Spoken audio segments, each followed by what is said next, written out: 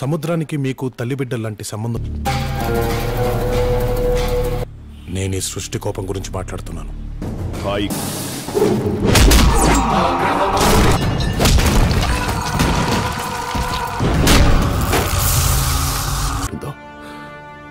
baik అర్థం అయ్యేలా చెప్తాను.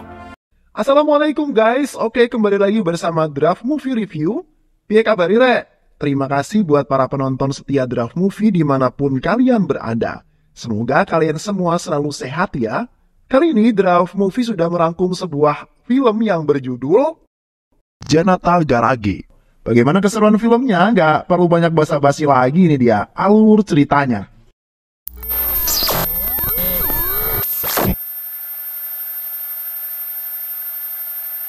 Satyam adalah seorang mekanik kampung yang mencoba peruntungan usaha bengkel di kota Hyderabad. Dia memiliki istri bernama Padma dan seorang anak yang masih kecil bernama Raghav.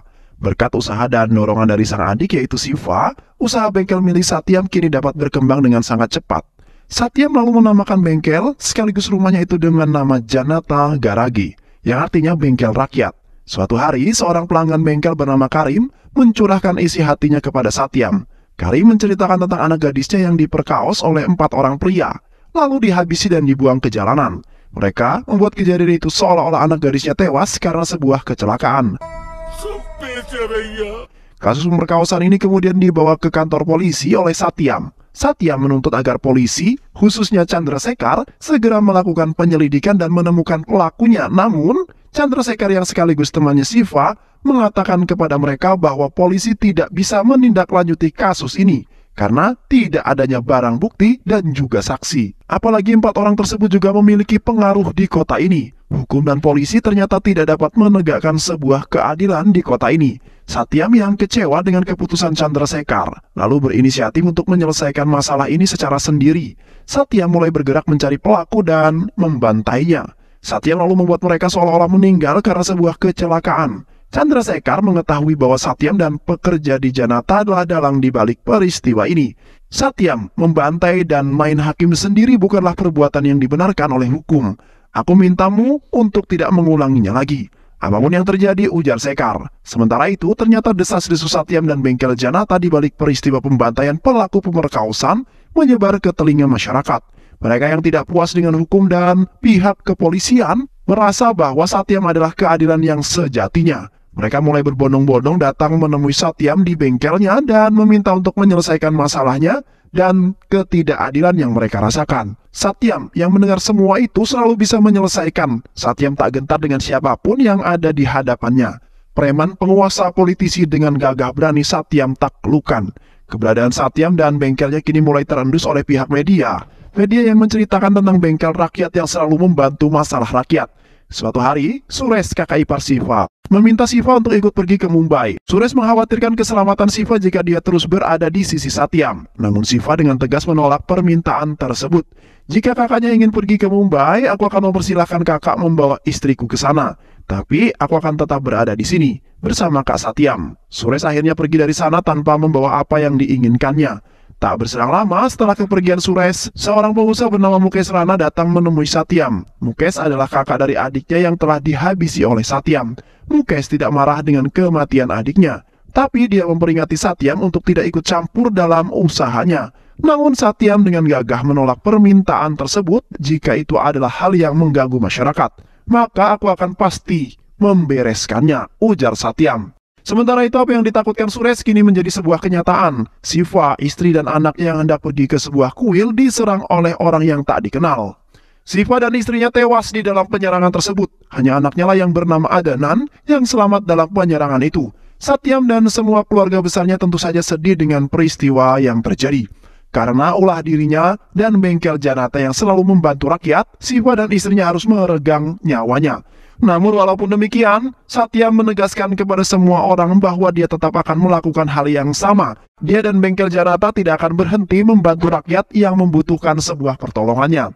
Untuk menjaga dan melindungi putranya Siva, Satyam lalu menyerahkan Adnan kepada Suresh. Dia meminta Suresh merawat Adnan sebagai hukuman kepada dirinya. Satyam meminta Suresh untuk tidak menceritakan apapun mengenai keluarga sang ayah tercintanya.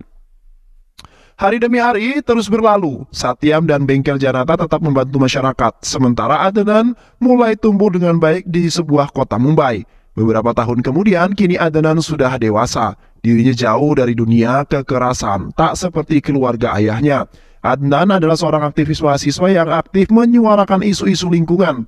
Di sisi lain, Suresh, pamannya Adnan, memiliki anak perempuan bernama Puji. Puji adalah seorang gadis yang sangat cantik sekali.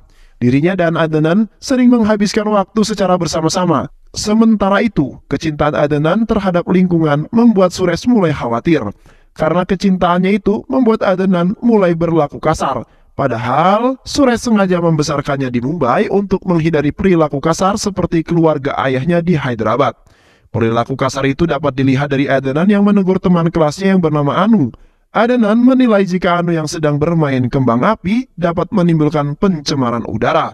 Namun dengan teguran Adnan mulai ditanggapi dengan tanggapan yang berbeda oleh Anu. Anu mengira teguran itu adalah godaan Adnan karena menyukai dirinya. Tak hanya itu saja, suatu hari Adnan kembali menegur Anu karena menggunakan jenis kantong plastik berbahaya yang dilarang oleh pemerintah. Kantong plastik itu dapat mencemari lingkungan jauh lebih parah. Namun, dari teguran itulah mereka jadi semakin dekat untuk mengetahui tentang kerusakan sebuah lingkungan. Adnan mulai pergi menemui Suresh pamannya. Adnan mengatakan kepada Suresh bahwa dia ingin mengikuti sebuah program pertukaran mahasiswa ke kota Hyderabad. Mendengar kata Hyderabad tentu membuat Suresh menjadi sangat cemas. Ia tak ingin Adnan mengetahui keluarganya yang ada di sana. Oleh karena itu, Suresh tidak mengizinkan Adnan pergi ke sana dengan alasan keadaan kakeknya sedang tidak sehat. Sementara itu di kota Hyderabad, Satyam yang tetap membantu masyarakat kini harus berurusan dengan Mukesh Rana. Karena ulahnya Satyam, ada salah satu proyeknya yang membuat Mukesh yang terpaksa harus dibatalkan. Mukesh selalu mengirim seseorang untuk menghabisi Satyam. Mobil Satyam ditabrak oleh sebuah truk, tapi beruntung Satyam masih selamat. Masyarakat yang mengetahui hal itu langsung berbondong-bondong pergi ke rumah sakit untuk memastikan keadaannya. Chandrasekhar yang ada di sana meminta pihak keluarganya agar memberitahu Satyam untuk tidak memaksakan diri, mengingat kondisinya yang sekarang sudah tidak lagi muda. Di sisi lain, Adnan juga sedang mendapatkan sebuah masalah. Dirinya ditegur oleh pihak kampus karena berani menentang MLA yang berkuasa. Adnan menuntut kepada MLA untuk membangun taman sebagai ruang terbuka hijau dalam suatu proyek. MLA itu adalah Dispendai. Dispendai yang tak senang dengan tuntutan itu lalu menyuruh adik bungsunya untuk menghabisi Adnan. Namun di luar dugaan ternyata Adnan yang terlihat cupu justru memiliki kekuatan yang sangat besar. Adnan menghajar semua preman yang ada di sana. Preman itu dipukul, ditendang, dan dilibas hingga tak berdaya. Keganasan Adnan itu membuat adik bungsunya MLA takut dan melarikan diri. Dia bahkan berhasil dibuat Adnan bertekuk lutut dan memohon ampunannya. Tindakan Adnan itu ternyata diketahui oleh salah satu dosen. Dosen tersebut lalu menghubungi Suresh dan menceritakan apa yang terjadi. Dosen itu meminta Suresh untuk membawa Adnan pergi ke tempat yang aman untuk sementara waktu ini. Dia takut jika MLA itu akan membalas perbuatan Adnan. Berdasarkan hal tersebut, Suresh lalu mengamankan Adnan di kota Hyderabad. Dia mengizinkan Adnan untuk mengikuti program pertukaran mahasiswa yang awalnya sangat ia tentang. Di sisi lain, kini Satyam sudah kembali sehat. Dia sudah diperbolehkan untuk kembali ke rumah. Namun setelah ia kembali, ia mendapati sebuah keanehan karena masyarakat di sana tidak ada yang meminta bantuannya. Satyam lalu melakukan penyelidikan. Betapa sakit hatinya ketika mengetahui bahwa seluruh karyawan dan keluarganya sendiri yang menolak kehadiran masyarakat. Mereka semua menolak masyarakat yang ingin meminta bantuan. Mereka juga menegaskan bahwa bengkel Janata kini hanya merupakan bengkel biasa. Mereka melakukan semua itu untuk kebaikan Satyam sendiri, mengingat bahwa Satyam sekarang sudah tidak lagi muda. Satyam yang menyadari hal tersebut lalu meminta anaknya yaitu Raghava untuk menggantikan dirinya. Namun Raghava yang tidak tertarik dengan hal yang demikian tentu saja menolak usulan sang ayah. Tidak seperti Satyam yang gemar membantu orang lain. Bagi Raghava, membantu orang lain hanyalah perbuatan yang sia-sia. Raghava lalu pergi dari sana. Namun tak lama kemudian, dia justru datang membawa calon istri dan mertuanya. Mak jelek, betapa kagetnya Satyam ketika mengetahui bahwa calon mertua yang dibawa oleh Raghava adalah Mukesh Rana. orang yang selama ini bertikai dengan dirinya. Satyam jelas saja menolak calon besannya itu. Dia tak sudi jika anaknya menikah dengan anaknya Mukes. Namun, Raghav yang kekeh ingin menikah dengan anaknya Mukes membuat Satyam tidak memiliki pilihan lain. Mukes rela anaknya menikah dengan Raghav karena dia ingin memanfaatkan nama Janata Garage sebagai pendukung usahanya. Di sisi lain, Adnan kini sudah sampai di kampus yang ada di Hyderabad. Sesampainya di sana, Adnan langsung menemukan banyak proyek-proyek yang merusak lingkungan. Namun mahasiswa sekaligus aktivis di sana tak mampu berbuat banyak. Dari situlah pertama kalinya Adnan mengetahui nama Bengkel Janata. Dulu Bengkel Janata adalah pelopor pertama yang selalu menghentikan proyek-proyek tersebut. Mereka selalu menyelesaikan setiap permasalahan yang ada. Namun entah mengapa, akhir-akhir ini Bengkel Janata tidak lagi menunjukkan taringnya. Tak lama kemudian Adnan pergi ke sebuah area pertambangan, ternyata proyek tambang tersebut dipimpin oleh Raghav. Adnan meminta Raghav menghentikan pertambangan ini karena sudah banyak merusak lingkungan. Namun Raghav yang arogan tentu saja menolak hal tersebut. Dia malah dengan santai menyuruh anak buahnya untuk menghabisi Adnan. Namun Adnan yang memiliki kekuatan besar sama sekali tidak takut dengan ancaman itu. Mereka dipukuli, diterjang dan dilibas hingga babak belur. Raghav yang melihat anak buahnya dikalahkan tentu tak bisa apa-apa. Adnan kini berhasil menghentikan paksa aksi penambangan tersebut. Peristiwa gagahnya Adnan ternyata sampai ke telinga Satyam. Satyam mengundang Adnan untuk pergi hadir menemui dirinya. Saat itulah awal pertama kali Adnan kembali ke rumah keluarganya, yaitu ayah tercintanya. Namun dirinya dan semua orang yang ada di sana sama sekali tidak saling mengetahui. Satyam tentu tidak keberatan dengan aksinya Adnan. Dia mengundang Adnan untuk bertanya apa alasan dia melakukan ini semua. Adnan lalu menjelaskan bahwa dirinya adalah seorang aktivis lingkungan. Saya tidak melihat adanya kebaikan di mata Raghav, ujar Adnan. Semua orang yang ada di sana tercengang mendengar kata-kata itu.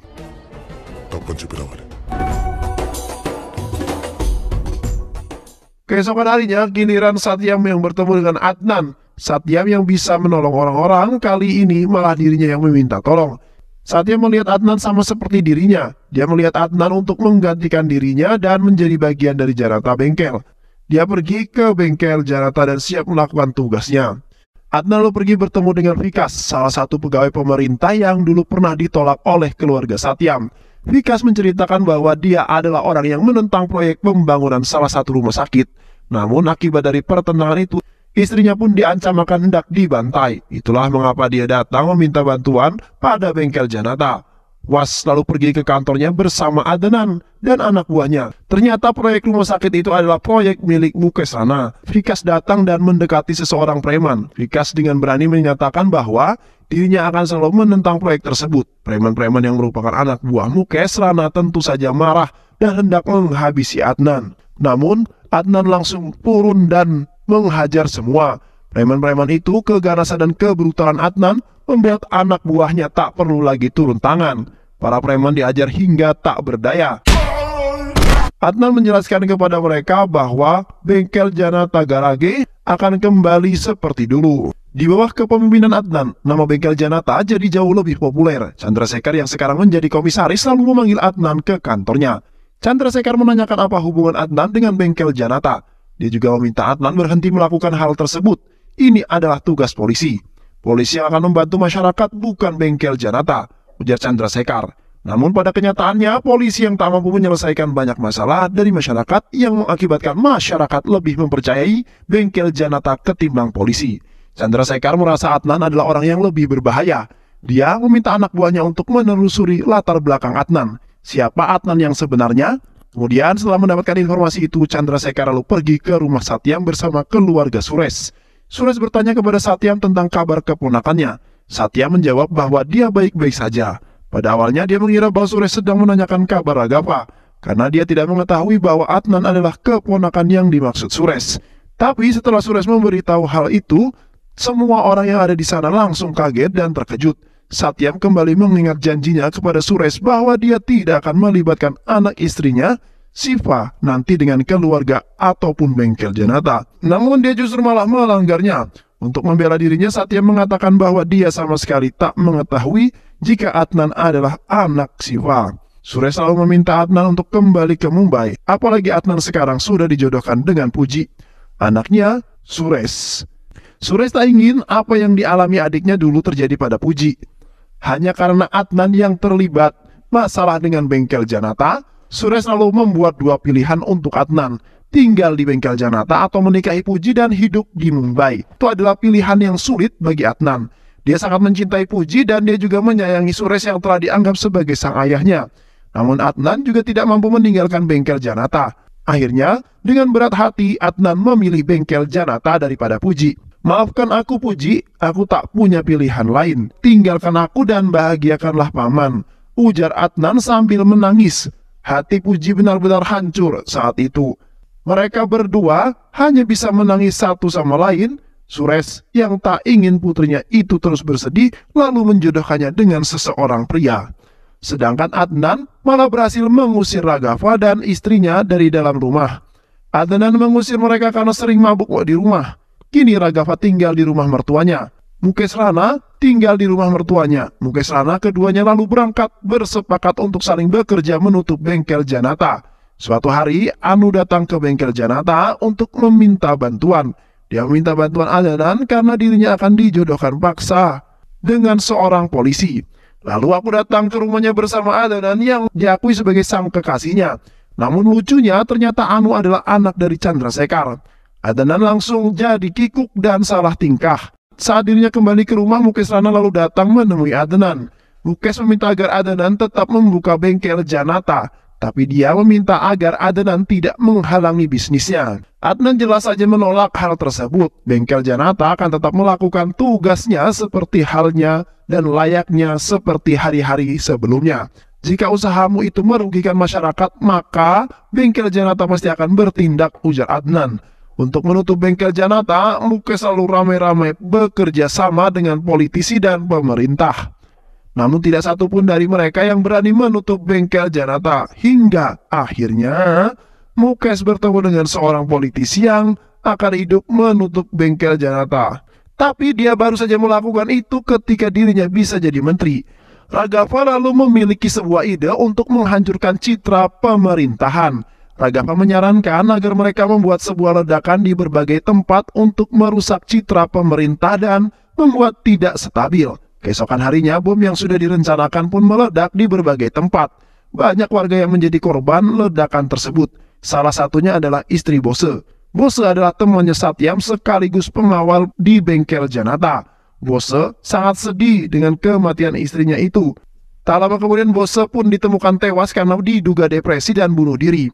Serangan bom tersebut menjadi perhatian khusus pihak kepolisian. Komisaris Chandrasekhar menuntut alasan itu untuk memberi perintah penyidikan pada kasus ini.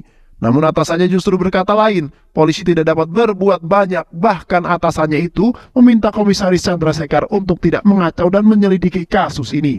Chandrasekhar yang tak berdaya kini untuk pertama kalinya datang ke bengkel Janata dan meminta bantuannya. Adnan menyetujui permintaan itu. Adnan dan Komisaris Chandrasekhar akan bergerak diam-diam menyelidiki kasus ini. Mereka akan saling bekerja sama untuk mengungkap kasus bom tersebut. Adnan lalu bergerak cepat, dia menghabisi semua kelompok yang terlibat dalam pengeboman itu. Adnan mengetahui bahwa mereka adalah pelakunya dari rekaman CCTV.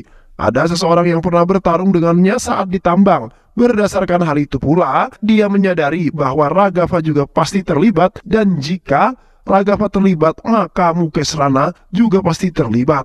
Adnan lalu kembali menerima fakta yang lebih mencengangkan lagi. Fakta itu adalah Bose tidak tewas bunuh diri, melainkan dia dihabisi oleh Raghav. Raghav menghabisi Bose karena dia tahu Raghav adalah dalang di balik ini semua. Adnan mengetahui fakta itu dari keluarga Bose yang menceritakannya. Adnan lalu berkumpul dengan seluruh keluarga ayahnya. Dia menyampaikan niatnya untuk membunuh Raghav. Saya sudah mengetahui bahwa Raghav adalah orang yang dibalik kasus pemboman ini. Saat ini Satya mengumpulkan paman dan bibinya untuk mengatakan bahwa saya tetap akan menghabisi Raghav. Padma yang merupakan istri Satyam sekaligus ibu Raghav memohon kepada Satyam untuk menghentikan aksinya Adnan. Dia tak ingin jika putra sematawayangnya itu tewas dibantai oleh Adnan. Dia tak ingin dirinya kehilangan Raghav selama-lamanya.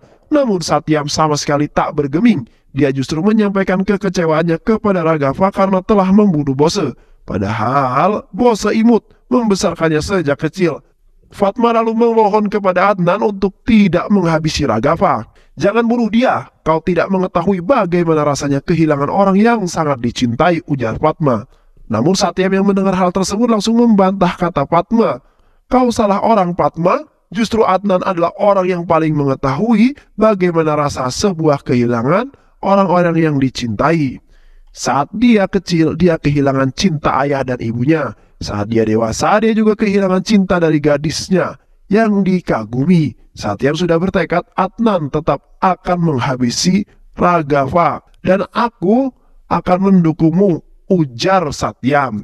Adnan bersama anak buahnya lalu pergi ke markas persembunyian Raghafa. Di sana sudah ada banyak preman yang disewa oleh melindungi mereka. Namun segerombolan preman itu bukanlah apa-apa di hadapan Adnan. Adnan dan anak buahnya berhasil melihat semua preman yang ada. Mereka menghajar preman-preman itu dengan sangat brutal. Adnan kembali mengamuk dan menghajar preman-preman itu. Adnan kini berhadapan dengan Mukesh Rana.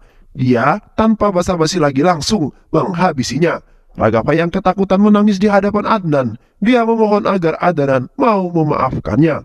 Adnan, aku ini kakakmu. Maafin aku ya. Maafin aku karena telah melakukan sebuah kesalahan. Namun tak lama kemudian Satyam muncul di hadapan Raghafa. Raghafa kembali memelas kepada ayahnya tersebut. Dia memohon agar ayahnya mau mengampuni dirinya. Tapi Satyam dengan tegas mengatakan, bengkel Janata akan menghukum orang tanpa pandang bulu. Itu semua demi tegaknya keadilan bagi masyarakat. Satyam lalu menghabisi Raghafa tanpa belas kasihan. Dan film pun selesai. Terima kasih udah nonton video ini sampai akhir. Semoga kalian semua terhibur. Jangan lupa subscribe, like, comment, and share ya.